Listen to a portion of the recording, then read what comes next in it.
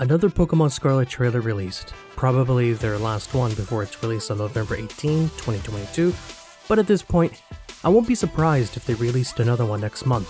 What's happening, Champ here, and we're gonna take a deeper dive into the trailer, but only taking note of the new things in comparison to the things we've already seen in the past trailers, just to try and make this video shorter than the trailer itself. If you would like to see the trailer for yourself, link is in the description. Now let's dive right in. First up, Pokemon seem to have a good amount of idle animations. Look at this Pikachu, just deciding to sit down while the trainer's zoning out. The animations of NPCs look a lot better, smooth and not robotic. They're going to show us how a normal battle with a wild Pokemon starts, and I like this. Taking what they learned from Pokemon Legends Arceus, you go up to a Pokemon to initiate a battle, and you quickly animate jump back to position with your Pokemon. Taking a quick look at the battle HUD here, it's very clean. They're really going for a simplistic open feel with some transparency. This is their main theme, and to me, it feels like they're minimizing pauses in the game, like when you open up the Pokédex or your inventory. On the left, we have our Pokemon name, HP, level, and gender, along with our party size and Lechonk's info on the other side. On the right, there's the usual battle, Pokemon bag, and run. On the bottom, there's Y to check status. This should be where you check both Pokemon's status, which will include ailments such as sleep, burn, paralysis, whether their stats have been affected, and by how much. The trainer then selects battle, and we have 4 moves, their types, power points, and R to terrestrialize. Not too sure if they'll add information on how effective a move is once you've battled it previously. I for one hope they take it out or at least have an option for it. On the bottom, there's Y for move info, and this is more details about the moves, such as their details, base power, and accuracy. The trainer then terrestrializes and chooses what move to use next. This Quaxly is Water Terra type, so its Water type move will get an extra boost from that. I also want to point out how nice his hair is. Walking in the wild, you'll see a normal looking route sign. This kinda makes me happy, showing that routes and paths are still a thing. An okay looking area, maybe minimalized for trailer purposes. Anyways, we encounter a Jigglypuff shining brighter than a Terra Crystal. This is a wild Jigglypuff with a Terra type. I like that you can encounter Terra types outside of Terra raid dens, but this also makes me realize that not every single Pokemon out there has a Terra type. So if you catch one that doesn't have a Terra type, can we give it one later on? Or do you have to look for one that does have one? This battle goes on normally. The only thing to take from this is that once you bring the wild Terra type down low enough to where it's in a pinch or in the red, its Terra will break. Here's a look at the new party summary with the transparent look. Not too bad, and you can see everything in the background still moving. No more pausing for people. Suffer the consequences of random Pokemon running to you. From left to right, we have the trainer's party Pokemon, then the selected Pokemon, Jigglypuff, name, its Pokeball, level, language, region, gender, type, and Terra type. Not too sure what the lock is. Could be a spot for a held item maybe. On the right, a more detailed info with original trainer, ID number, and XP points needed to level up. On the top, we have the tabs for basic information, stats, and details, like its nature, where it was caught, and the sorts. I also noticed you can change your Pokemon's nickname on the fly. Very nice. I also reckon the purple borders are dependent on what version you have, so this should be the Violet version.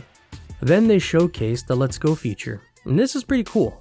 With Quaxly's HP draining, it looks like the game performs a quick internal battle. Not sure if you can lose from this, but Quaxly loses HP, everyone gets XP as if it was a normal battle, and we took a tuft of Litleo's fur. More on that later. Here, Quaxly gets a TM, and at the top it says the list of TMs you can make at the TM machine has been updated. Another thing we'll check in a bit. For now, they want to showcase Team Star a little bit. When you challenge Team Star, you go in with your first 3 Pokemon. This is different. This is a challenge before taking on the captain, and in 10 minutes, you have to take out 30 of their Pokemon, in Let's Go fashion.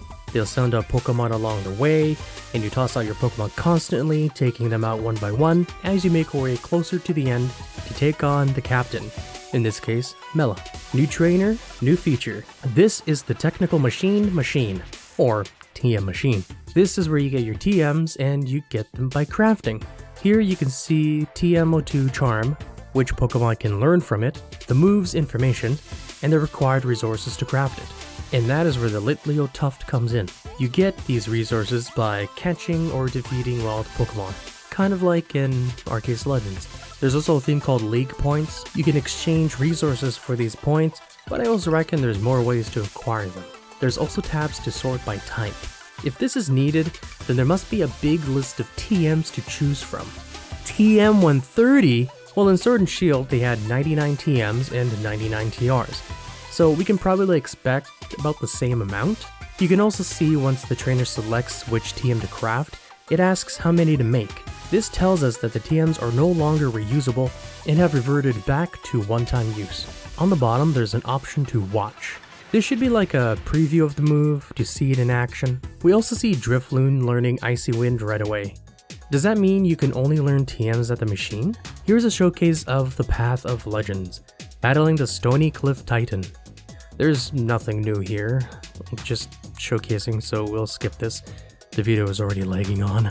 This screen is the Pokeportal, where you can open the Union Circle, Terra Raid Battles list, trades, battles, and mystery gift. They'll showcase trading this time around. Oh, a Girafarig! I love me some Girafarig. What? Girafarig's evolving? Oh my gosh. I'm in love. Farigiraf?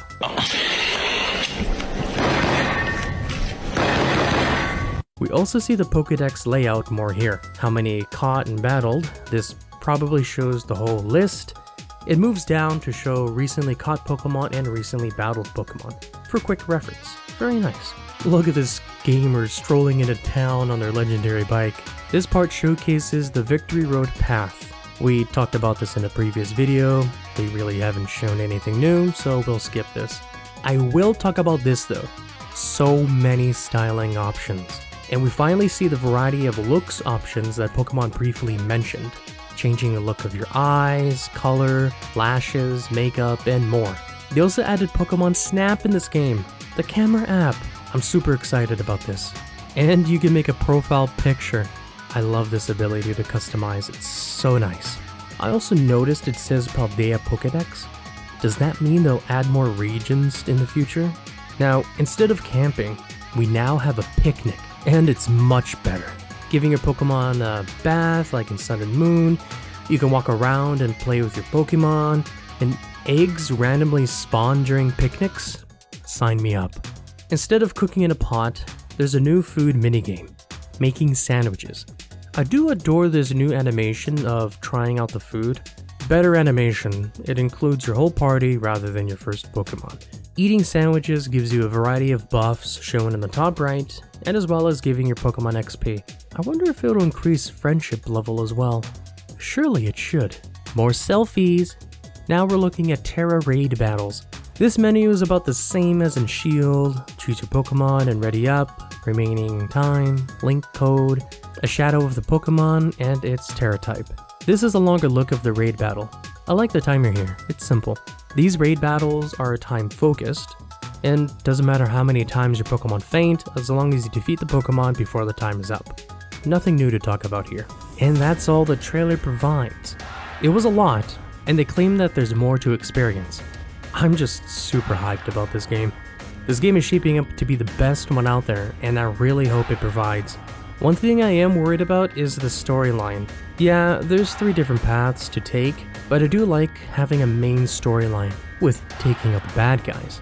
It's old and cliche, but it's always a fun theme to make you feel the best. But that's it for the video. That was a lot to take in. If there's anything I missed, or something you saw in the trailer and are excited about, post it in the comments, I'd love to hear about it. And until next time, I'll see you around.